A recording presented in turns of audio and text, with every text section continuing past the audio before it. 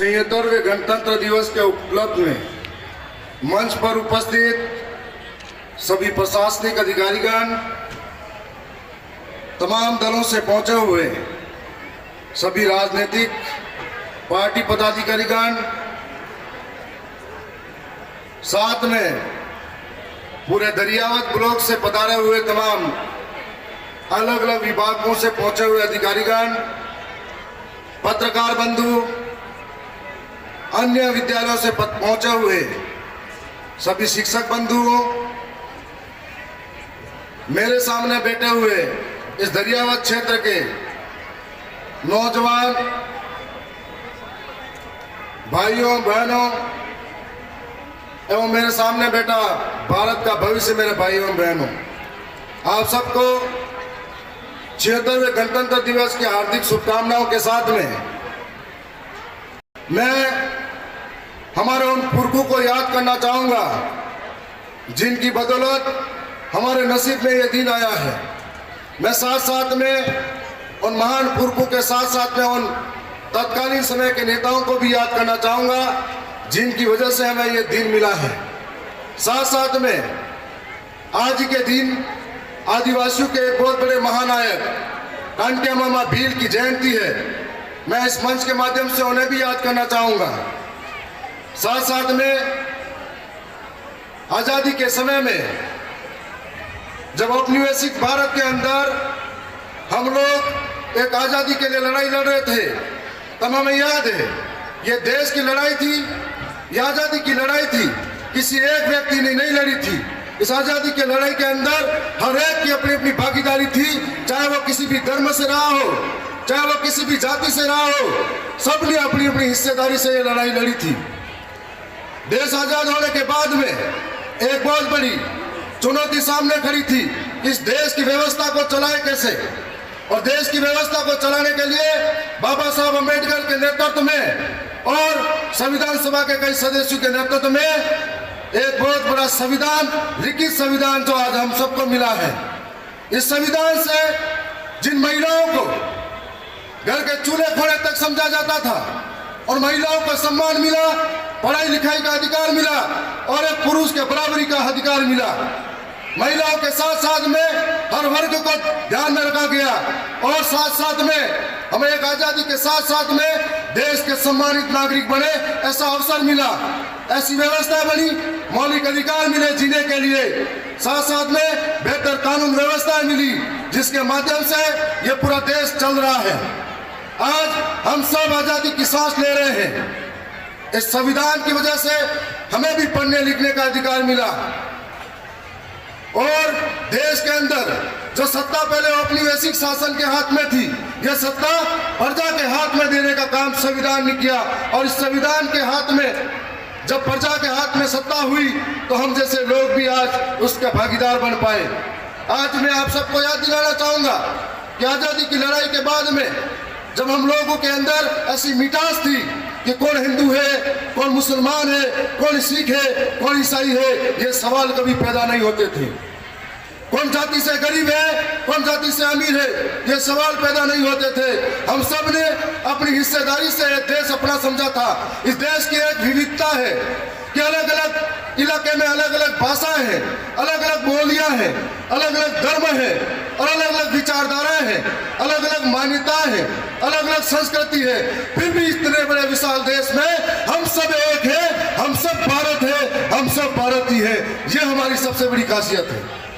और आज जब भी याद आता है कि देश के अंदर भारत आज आगामी समय में पूरे विश्व के अंदर प्रगति की ओर है, लेकिन इस देश के अंदर कई ऐसी समस्याएं भी हैं जो हमारे सामने चुनौती बनकर खड़ी है। भ्रष्टाचार हमारी नस नस में बह रहा है और ईमानदार वही है जिसको भ्रष्टाचार करने का मौका नहीं मिल पा रहा है। महंगाई डायन की तरह रूप ले रही है। दिनों दिन महंगाई आम लोगों को ठगाई का काम चल रहा है। महंगाई के साथ साथ में बेरोजगारी, जो आए दिन नौजवान बेरोजगार होते जा रहे हैं, ये हमारे लिए बहुत बड़ी चुनौती है। और साथ साथ में महंगाई बेरोजगारी के साथ में हो रहे पलायन के साथ में हम लोगों के साथ में जो स्थिति बनी हुई है, मैं ये भी कहना चाहूंगा कि संविधान के माध्यम से हमको कई अधिकार मिले हैं। में आज भी हम लोग आदिवासी इस इलाके के अंदर रहते हैं। जल जंगल जमीन की लड़ाई हमारे पुरखों ने देश की आजादी में सबसे बड़े अहम योगदान के रूप में दिया है। इसका ताजा उदाहरण मानगढ़ के अंदर शहीद स्मारक बना हुआ है, जहां हमारी लड़ाई को देखा जा सकता है। शौर्य और पराक्रम है। उसके बाद में आदिवासियों के साथ में आज भी सरकारें आती है जाती है, लेकिन कहीं न कहीं कभी धोखा होता है। जंगल को छीना जाता है, जमीन को छीना जाता है, विकास के नाम पर विनाश होता है। तब हमारी पीड़ा कहाँ सुनाए, इस बात का दर्द होता है। आजादी के बाद में संविधान तो मिला, लेकिन धरातल पर संविधान में पड़ी 5वीं अनुसूची जो कैद पड़ी है, उसको धरातल पर लागू करवाने के लिए आज भी हम लोग निरंतर लड़ रहे हैं। मैं यहाँ पर इस मौके पर यही कहना चाहूंगा कि ये समाज अपना है, ये देश अपना है। हम सब मिलकर 26 जनवरी और 15 अगस्त के दिन सब बड़े बड़े देशभक्त बनते हैं, और 26 जनवरी 15 अगस्त निकल जाने के बाद में अपने अपने कर्तव्य भूल जाते हैं। यदि ये वास्तव में देश अपना है और इसको आगे बढ़ाना है, हर व्यक्ति अपने आप में जो जिस जगह है अपनी ईमानदारी से आगे बढ़ाता है, ये देश और भी तरक्की की ओर जा सकता है।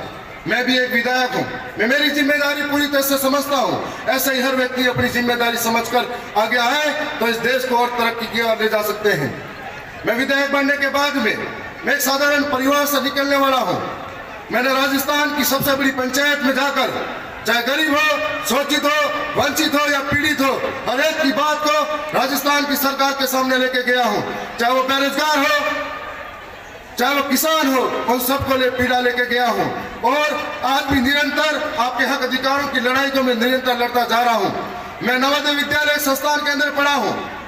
मेरे संस्कार ये है कि मैं ना गरीब देखता हूँ ना अमीर देखता हूँ, ना नीची जाति का देखता हूँ ना ऊंची जाति का देखता हूँ, ना धर्म में भेदभाव करता हूँ। ये मेरे संस्कार है जिसमें हर मुझे सिर्फ इंसान और इंसान के अंदर इंसानियत नजर आती है, और इंसानियत के साथ में मैं इंसानियत के लिए काम करना चाहता हूँ और कर भी रहा हूँ निरंतर। आगामी समय में मैं आपकी पीड़ा को समझते हुए यह तमाम विभाग भी बैठे हुए हैं। यदि किसी को लगता है कि हमारी आवाज को भी सरकार के समक्ष लेके जाए तो हम आपके लिए हमेशा तैयार रहेंगे। जब भी जरूरत पड़ी आपके भाई को आप याद कर सकते हो, चाहे कोई विभाग हो, चाहे कोई किसान की बात हो, नौजवान की पीड़ा हो, चाहे किसी की भी पीड़ा हो, सरकारों तक ले जाने का काम करेंगे।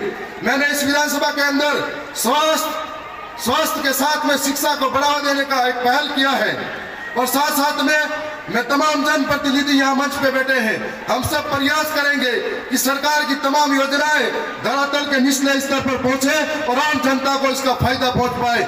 मैंने इस वक्त कदम उठाते हुए स्वास्थ्य के क्षेत्र में दरियावद और मुंगाना के अंदर CPC 5 पार्ट्स मशीन दी है, जिससे कई लोगों का इलाज रोज होता है। उसके साथ में मैंने जलारा के अंदर लगभग 36 विद्यालयों के अंदर CCTV कैमरे भी लगाए जा रहे हैं। कई विद्यालयों के अंदर 3 शेड भवन के सैंक्शन भी घोषणा करवा चुका हूं, और आगामी समय में यह भी कार्य में जल्द पूरा करूंगा। साथ साथ में इस विद्यालय के अंदर भी मैं आने वाले समय में जब भी कोई कार्यक्रम होगा तो एक बहुत बड़ा नतीजा आपके सामने नजर आएगा। मेरे सामने बेटा भारत का भविष्य, मेरे भाई बहन, मैं तमाम साथियों से ये कहना चाहता हूँ, ये विद्या है, और यहाँ पर सबसे बड़ा अगर कोई मंदिर है तो ये विद्या का मंदिर है, और सबसे ज्यादा अगर कोई दान देना हो आपको तो इस विद्या के मंदिर में दो।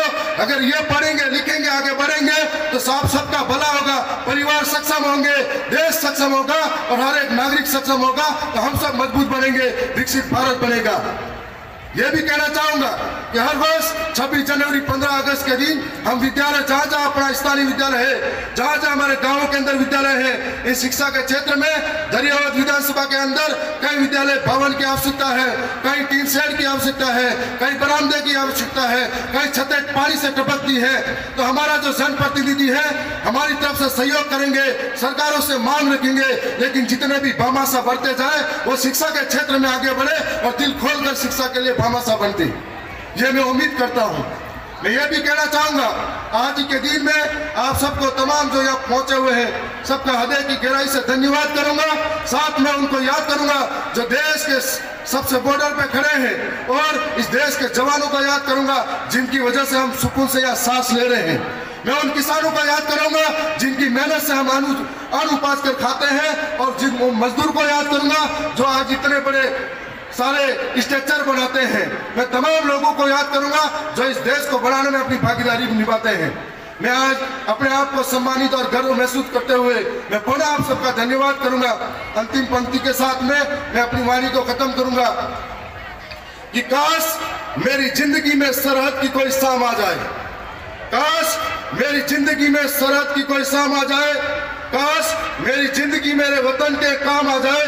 न खौफ है मौत का, न आरज़ू है जन्नत की, मगर जब कभी जिक्र हो शहीदों का, काश मेरा भी नाम आ जाए। बहुत बहुत धन्यवाद।